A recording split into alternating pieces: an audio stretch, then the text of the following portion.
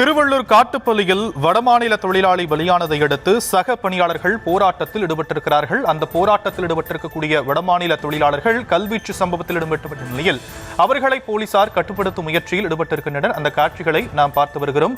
விவரங்களை நம்முடைய செய்தியாளர் யுகேந்தர் வழங்க நாம் கேட்கலாம். யுகேந்தர், தற்போதைய நிலை என்னங்க?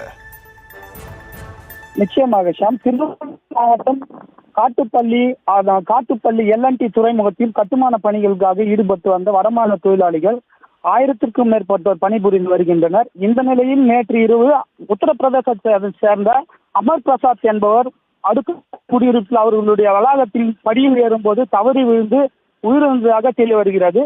இதனை அடுத்து சாத்தூர் போலீசார் சடலத்தை கைப்பற்றி ஸ்டான்லி மருத்துவமனைக்கு உடற்கூறு ஆய்வுக்காக அனுப்பி வைத்தனர். அதன் பின்பு போராட்டக்காரர்கள் வடமாநில தொழிலாளர்களிடம் அதிகாரிகள் போலீசார் பேச்சுவார்த்தை நடத்த முற்பட்ட போது வடமாநில தொழிலாளர்கள் அனைவரும் கற்களை எடுத்து காவல்துறையினர் மீது வீசியதால் அப்பகுதியில் பெரும் பரபரப்பான ஏற்பட்டது. இதனால் 10க்கும் மேற்பட்ட காவலாளிகளுக்கு கற்கள் வீசி காயங்கள் ஏற்பட்டுள்ளன. வடமாநில தொழிலாளிகளுக்கும் காயங்கள் ஏற்பட்டுள்ளது. இதனால் அப்பகுதியில் பெரும் பரபரப்பானது ஏற்பட்டு வருகிறது. உயிரிழந்தவருக்கு இழப்பீடு வழங்க வேண்டும் என வடமாநில தொழிலாளர்கள் ஆர்ப்பாட்டத்தில் ஈடுபடும் போது வட்டாட்சியர், காவல்துறையினர், உயர் அதிகாரிகள் அனைவரும் கலந்து அவர்களிடம் ஆலோசனை நடத்த முற்பட்ட போதே கற்களை வீசியதால் அப்பகுதியில் பெரும் பரபரப்பானது ஏற்பட்டு வருகிறது. சார்,